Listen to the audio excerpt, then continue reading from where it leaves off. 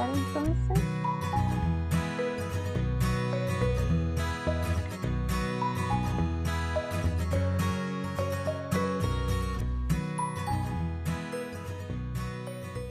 Bien, vamos a dar inicio entonces a este webinar.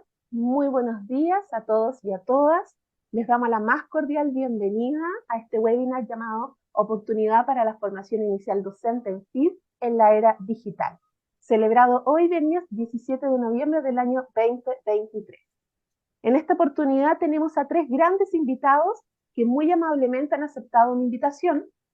Nuestro primer invitado internacional es José Manuel Gómez, quien nos acompaña desde Ecuador. Es licenciado en Educación en Matemáticas, mención Informática Educativa, tiene una maestría en Informática Educativa y doctor en Educación. Se desempeñó como coordinador académico docente universitario de posgrado, tanto en Ecuador como en el extranjero, principalmente en la UNIR y en la Universidad Internacional de Valencia, España, donde hoy en día es docente. Es autor del libro Competencias del profesor universitario en entornos tecnológicos y colaborador con otros autores y una vasta experiencia en el ámbito de la docencia en tecnología e innovación pedagógica. Nuestra segunda invitada internacional es María Elena Brain, quien se conecta desde Argentina. Es graduada universitaria como analista programador universitario de la Universidad Nacional de la Patagonia en San Juan Bosco y en Ingeniería en Sistemas en la Universidad de la Patagonia Austral en Argentina. Posee un doctorado en tecnología educativa por la Universidad de Islas Baleares en España. Tiene varias especializaciones, destacando el diplomado en metodologías activas con inteligencia artificial y habilidades digitales de la Fundación Telefónica. Actualmente es integrante del equipo de gestión de la Universidad de Patagonia Argentina y asesora de instituciones de educación. Nuestro último invitado es de la casa, de acá de Chile, Luis Lastra Cid. Es profesional acérrimo en el campo de la tecnopedagogía adaptativa, fusionando su expertise en ingeniería informática con una profunda pasión y conocimientos en educación y tecnología. Actualmente lidera el Departamento de Tecnologías para la Docencia y Educación Virtual en el Instituto Profesional Virginio Gómez de la Universidad de Concepción. Se dedica a innovar y enriquecer los procesos educativos, integrando tecnologías avanzadas y prácticas pedagógicas modernas, mostrando un compromiso inquebrantable con la enseñanza efectiva y la aplicación práctica de la tecnología en el aula. Sean todos muy bienvenidos y agradezco nuevamente el espacio y la instancia también para conversar. La dinámica que vamos a tener en este webinar es que podamos generar un diálogo en las temáticas que les iré presentando, o en su defecto, en el caso de existir preguntas desde la audiencia, está el chat abierto para que puedan allí ingresarlas y podamos ir discutiendo desde esas temáticas. Entonces, para iniciar, vamos a comenzar con la siguiente pregunta. En los últimos años, hemos estado viviendo cambios importantes, tanto en los conocimientos como en la experiencia en la docencia, con la mediación de recursos digitales en beneficio de los aprendizajes. De alguna forma fortalecido, o a la fuerza, con la pandemia, que nos obligó a estar confinados y a hacer el sistema educativo en formato virtual. ¿Qué aspectos destacan de este avance educativo en la docencia? O también, ¿qué amenazas pueden emanar de esta evolución que hemos tenido con la mediación de tecnologías desde el recurso digital, desde lo más básico que hemos visto hasta ahora lo que hablamos de la incorporación de la inteligencia artificial, etcétera, etcétera? Abro la palabra y la discusión. Enlazando, sí, la pandemia nos hizo una disrupción. Por ejemplo, ahorita podemos dividir la etapa de la educación en 3 partes. Antes de la pandemia, durante la pandemia y pospandemia. Esa etapa de la mediación de las tecnologías de información y comunicación nos pudieron de una manera o forma apoderarnos de ellas. Nos pudieron, antes de la educación, antes de la pandemia, creíamos que podíamos nosotros estar con ese recurso de las tecnologías, no estar acostumbrado para ello o estar en educación virtual. Durante la pandemia tuvimos que, de una manera, forma, esas competencias digitales, empezarlas a desarrollar, que no estábamos los docentes preparados en algunos casos, en algunos países, y poderlas a utilizar. Y esta pospandemia, ¿qué nos ha dejado? ¿O qué nos está diciendo? Que bueno, que los recursos tecnológicos llegaron para quedarse y para ir transformando. Esa disrupción de la educación sucedió en esas tres etapas de la educación que podemos nosotros decir durante la pandemia. Ya todos se vio la necesidad desde el punto de vista de cualquier institución educativa y de cualquier nivel adaptarnos al uso de las tecnologías de la información y comunicación, apoderarnos de cada uno de ellos y poder empezar a utilizarlas. No verlas como una amenaza, sino como un recurso útil para la educación. Bueno, la verdad, creo que no podemos estar más de acuerdo con lo que plantea José Manuel, ¿no? Eh, yo siempre pienso que la incorporación de las tecnologías no genera en otros ámbitos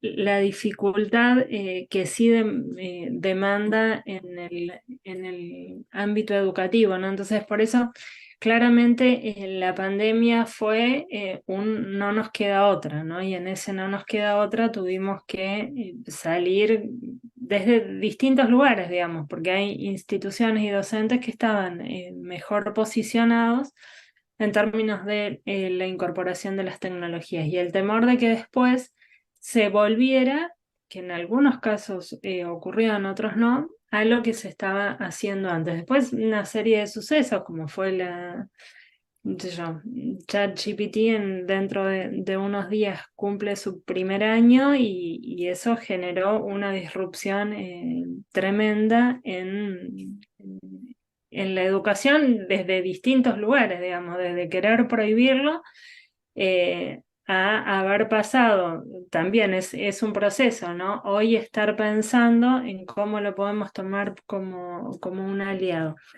Y en esto sí decir, digamos, sí mirarlo desde los cambios. Claramente, si uno plantea cambios planificados y cambios espontáneos, la pandemia nos puso en un cambio espontáneo y tuvimos que salir al ruedo, como se dice, sin más.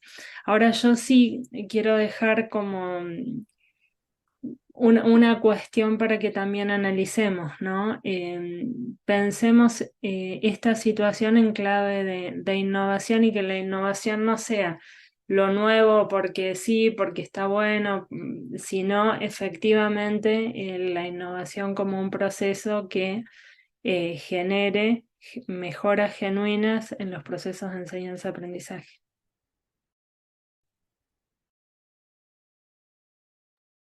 No puedo estar más de acuerdo con ambos, pero siguiendo la misma línea que decía recién María Elena, el tema de la innovación es sumamente importante porque aquí pienso que todo el tema post-pandemia, la pandemia en sí, prepandemia, estamos hablando de que nuestro mayor enemigo es nuestro mejor aliado.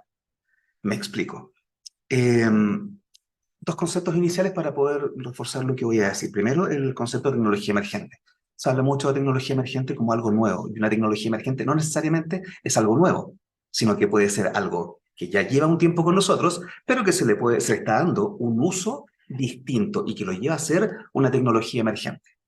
Ahora, lo otro también va relacionado con lo que decía el doctor Cobo, con lo que es la educación remota de emergencia. La educación remota de emergencia fue, vamos, tal como decían ustedes acá, subamos las cosas como sea, hagámoslo por Zoom, Meet, da lo mismo, hagámoslo, porque es una necesidad y estábamos en un contexto sumamente, casi que distópico, eh, totalmente distópico, pero tan real que nos hizo complicar un montón. Y aquí viene el enemigo y el aliado, que es la integración didáctica de tecnologías, los modelos de integración didáctica de tecnología. ¿Por qué? Sin ser muy tecnócrata con este tema, nosotros tenemos siempre que hemos hablado del uso instrumental. Una cosa es utilizar la tecnología en el aula y la otra es integrarla. Pero ¿realmente la estamos integrando? O sea, ahí dejo la pregunta porque, a ver, independiente de la cantidad de modelos que ha salido últimamente de integración didáctica y tecnología, aprendimos tanto en la pandemia de cómo no hacer las cosas y de lo que sí teníamos que hacer, que, que siempre queda el gustillo ese que tenemos que, hemos aprovechado de trabajar estos modelos de integración didáctica con nuestros docentes. Les hemos dicho, hay una metodología de fondo, hay didáctica, hay pedagogía, hay andragogía. No es solo ocupar la herramienta porque sí. pero también está la falta de todos esos docentes que no han tenido esa oportunidad y de poder decirles, oye, esta parte también, no solo que tú ingreses y digas ya, ok, ocupemos Kahoot. Y eso ya es, por ejemplo, que se escucha mucho, eso ya es gamificación. Eso no es gamificación. Eso ni siquiera tiene una parte metodológica desde el punto de vista de integración didáctica. ¿Es útil? Sí, lo estás utilizando. Entonces, no integrando. Y aquí vuelvo y dejo la pregunta. ¿Realmente estamos integrando tecnología en el aula en estos momentos? Adelante, estudios. Gracias, Luis. Aquí atento. Bien, sin duda, muy interesantes las temáticas. No sé si invito a la audiencia que vaya incorporando sus preguntas también a través del chat para que vayamos conversando en esta temática. Bueno, y de lo que ustedes mencionaron, vamos, yo digo que retrocedamos un poquito en el tiempo, ya que todos ahí lo comentaron en su momento. Cuando estuvimos, desde antes de la pandemia, ¿ya? Unos 2 años antes de la pandemia, porque luego vamos a llegar ahí a la pandemia cuando estemos confinados. Eh, ¿Qué aspectos relevantes se destacaban en la docencia cuando incorporaban innovación de algún tipo? No solo con tecnología, sino que cuando desde la mirada docente, desde las prácticas educativas, docencia universitaria principalmente, o en otras áreas que ustedes también se vinculan. Eh, ¿Qué es lo que podemos allí obtener? Por ejemplo, ¿qué podemos decir de las habilidades, de las competencias digitales que los académicos tenían en esa época? ¿Ya? ¿Qué competencias habían? ¿Habían algunas? ¿Qué innovaciones se presentaban? ¿Cuáles ustedes han tenido conocimiento o han sido parte también de estas temáticas? José Manuel. Ok, sí, cuando hablamos eso antes de la pandemia, hablamos esas habilidades o competencias digitales que debería tener el docente. Cuando hablamos de ellas, indicamos que debía manejar las diferentes herramientas tecnológicas, como por ejemplo ya debía saber un correo electrónico, como algo durante este siglo XXI debía manejar la subida cargada de las calificaciones, que es algo como podemos decir una actividad administrativa que debería manejarla muy bien. Pero se hablaba mucho antes de la pandemia o se caía que ese fue uno de los errores que creo que hemos cometido durante todos los países de aquí de Sudamérica o latinoamericanos, que caer el proyector, el foco como un elemento necesario de innovación. Ya caen que con colocar un foco ya es un proceso de innovación, pero no sabe, coincido con lo que dice Luis, la parte pedagógica, la manera o forma como nosotros podemos transformar ese recurso en una herramienta. Que, por ejemplo, crear una presentación de PowerPoint ya con nosotros ya era una herramienta innovador para poder proyectar. Esas herramientas, elementos necesarios anteriormente eran lo que nosotros vemos de competencias digitales o que se manejaban para ese entonces.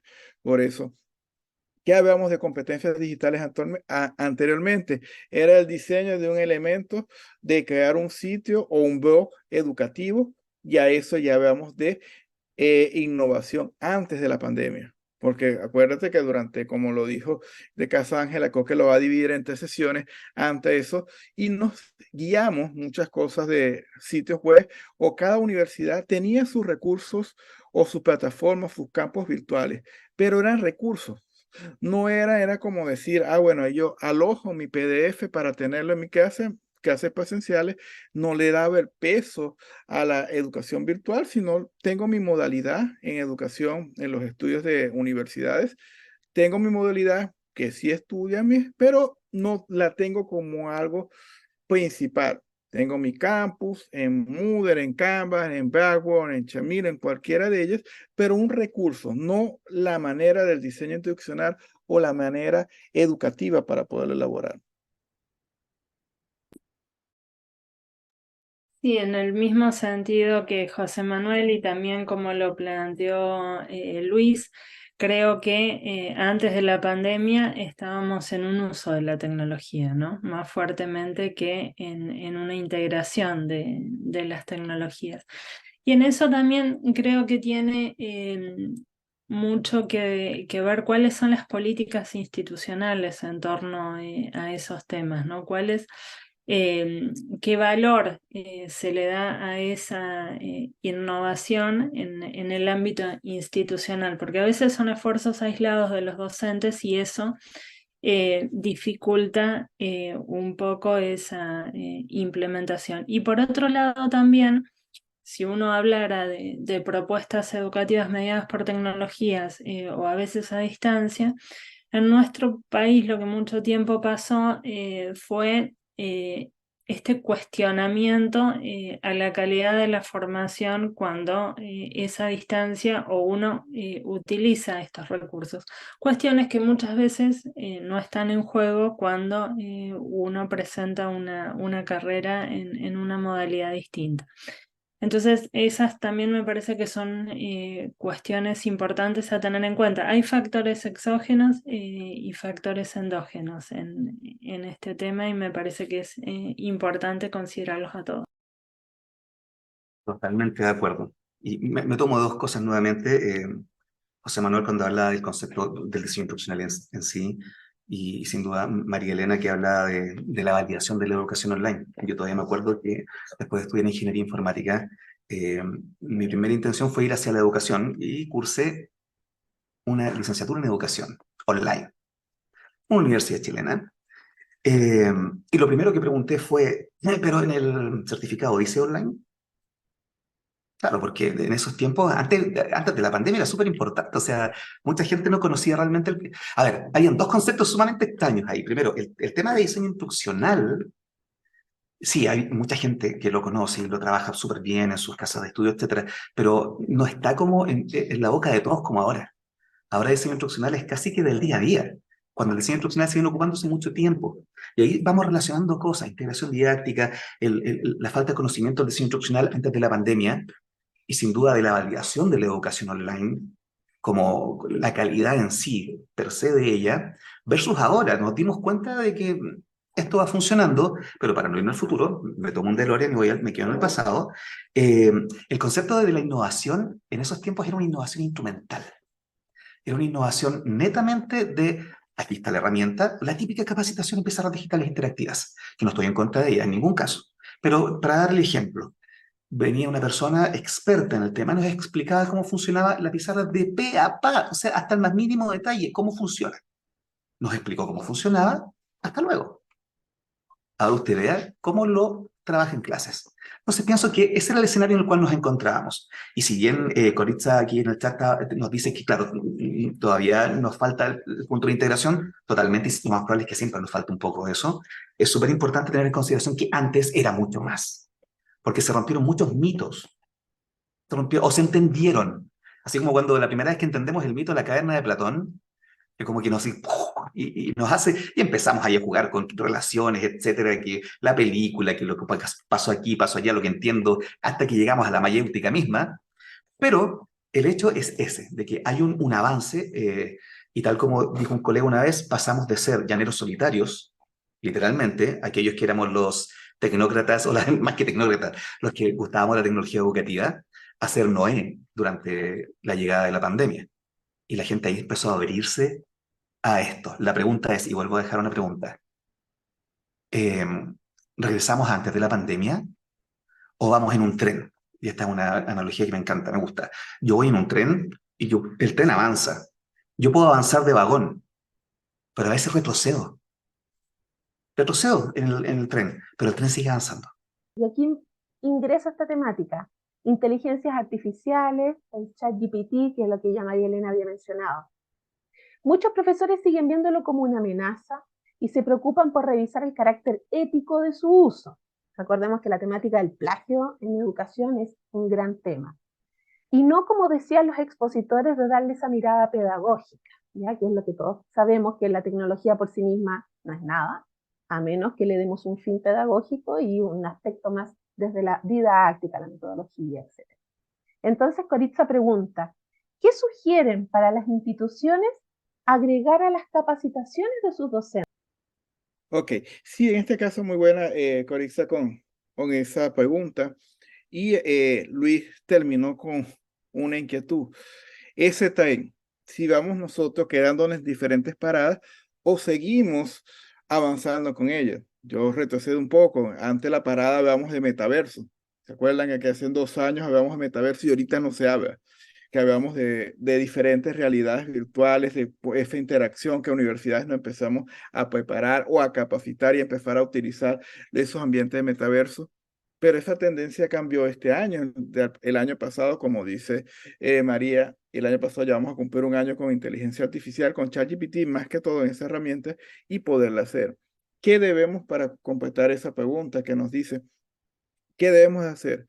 De cambiarnos ese chip o no quedarnos en esa parada de, por ejemplo, diseñar evaluaciones que sean muy clásicas, que los programas de inteligencia artificial lo pueden contestar de una vez. Por ejemplo, realizar un ensayo de, me invento una temática sobre la fauna y flora, que es un ejercicio que yo hago en mi charla de inteligencia artificial, flora y fauna de X sitio, eso te lo da inteligencia artificial y te lo da los libros directamente y te da sin plagio.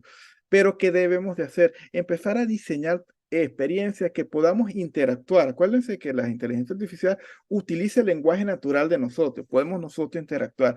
¿Qué podemos hacer o que empezar a trabajar? Que nos ayuden a crear, por ejemplo, déjame una idea, una actividad que podamos hacer con la conservación, un proyecto que pueda integrar la matemática o con una temática que estamos desarrollando y ellos puedan hacer. Otra de las actividades que yo coloco con la inteligencia artificial, con ChatGPT, es que dime las razones de por qué utilizar el celular. Y les invito a los estudiantes que, bueno, ahí me colocó una actividad. Dime ahora ustedes en contra, no lo que dice la inteligencia artificial, que dice en contra de utilizar el celular. Me está diciendo que es una buena herramienta para podernos comunicar. Ahora dígame por qué yo lo tengo que prohibir. Dime un argumento para contrarrestar lo que dice la inteligencia artificial.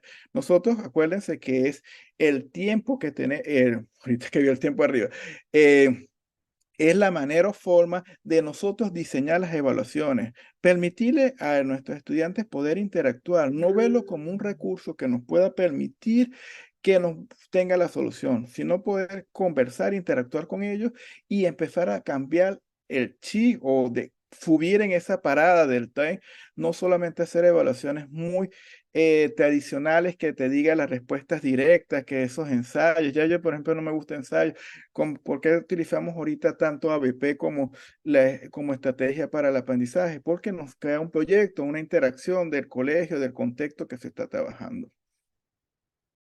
Yo leía hace poquito una entrevista en el diario El País a un profe de una universidad española que decía, vuelvo a los exámenes tradicionales porque los alumnos los resuelven con ChatGPT. Y me parece que eso es digamos, ahí creo que es muy notorio esta formación del docente, ¿no? Venimos haciendo lo mismo que hace muchos años cuando todo nuestro entorno sin duda se reconfiguró. Entonces, en ese sentido, como decía José Manuel, bueno, si nosotros vamos a hacer una evaluación que la resuelve el chat GPT, y la verdad que no, me parece que lo que necesitamos es un poco perder el miedo, entender cómo funcionan, entender cuál es la lógica a través de, digamos, que no son modelos de búsqueda, sino que son modelos de razonamiento, yendo a estas inteligencias artificiales generativas, ¿no? Y a partir de ahí sí poder determinar qué usos le damos, porque realmente es un aliado importante. Incluso uno como docente, y los estudiantes también tienen un colega con quien dialogar en un lenguaje natural e ir poniendo en discusión una temática en particular. No sé, yo fuera profesora de programación 1, por ejemplo. Sé que hay experiencias que uno puede desarrollar un código y contrarrestarlo o compararlo con la solución que daría la inteligencia artificial. Entonces, me parece que es un colega con el que hay que ir dialogando, sabiendo que es una inteligencia artificial y qué es lo que puede hacer y qué es lo que no. Pero sobre todo creo que tenemos que pensar que como formadores nosotros vamos a sacar a un profesional, vamos a habilitar a un profesional en el mercado que tiene que conocer que esas herramientas existen y tienen que ser un insumo que él lo acompañe, no una amenaza. Claramente las profesiones van a cambiar, las tareas rutinarias es una cuestión que se va a desarrollar por inteligencias artificiales, no así la creatividad, el pensamiento crítico, la curiosidad, y eso es lo que nosotros tenemos que fomentar fuertemente. Ahí sí, no encontraba el botón. Tengo un hijo de 7 años. Y el otro día me dijo, papá, quiero ser grande. Y yo le dije, no, es una trampa. De verdad, no, quédate ahí. ¿Por qué les digo esto? Porque con él hemos trabajado un montón con lo que es la inteligencia artificial, obviamente a su edad, con su desarrollo cognitivo, y es súper interesante ver cómo yo no tengo la más remota idea qué va a estudiar mi hijo cuando crezca, y si es que va a estudiar algo. Hay un libro muy bueno que se llama IA 2042. Chufan es uno, no Chaufan, Chufan, y otro que no me acuerdo, ambos han sido CEOs de Google en su tiempo, en China, y cuentan nos presentan distintos cuentos cortos, no microcuentos, con relación a cómo va a ser el futuro en una tierra que va a tener mucho apoyo de la inteligencia artificial. Y uno de ellos me llamó mucho la atención, que era donde las personas jóvenes ya no estudiaban, sino que hacían trabajo social para poder ganar puntos, y con esos puntos ellos podían obtener las cosas materiales con las cuales poder vivir. ¿Por qué traigo esta colación? Sin duda con lo que nos nombró José Manuel y María Elena desde el punto de vista de lo que es la evolución de la evaluación. Porque, claro, o sea, tal como decía María Elena, nos estamos preocupando de que nos vayan a copiar, de que vayan a hacer trampa, de que la ética, la moral, totalmente de acuerdo. Ética y moral tiene que estar porque nos regulamos en eso, si no, claramente no funcionamos dentro de la sociedad, somos animales sociales. Y, pero hay un tema, la copia ha estado siempre, el fraude ha estado siempre y va a seguir estando, sea la herramienta que sea. Entonces preocupémonos, porque muchos profesores, muchos docentes de distintas instituciones a lo largo del mundo con los que he podido conversar, es que me hacen las tareas con GPT. Y claro, tú ves ahí dos temas súper marcados. Uno, los términos marinos. A GPT le encanta hablar de términos marinos. Eso me lo dijo un colega, Pablo Toro, que aquí lo tengo al lado. Decía, pero ¿por qué habla solamente de términos marinos? Naveguemos, embarquémonos. Vamos a través de las olas de... Es súper fácil detectarlo cuando ocupa esos términos, o la típica, en resumen. Vamos a decir que el resumen es un clásico, y así también hay muchos clásicos de GPT que tú los ves y dices, esto está en GPT. Está hecho con el modelo de lenguaje largo GPT. Entonces, aquí viene el tema. Tenemos proctoring para todo lo que es online. Tenemos, no sé, a los alumnos que no les permitimos abrir los cuadernos, que no les permitimos, pero cuando les toca trabajar, tal como decía María Elena, el jefe no les va a prohibir que ocupen esas herramientas, al contrario. Les va a decir, oye, ¿te funciona para poder hacer el trabajo? Sí, ok, fantástico. Hazlo.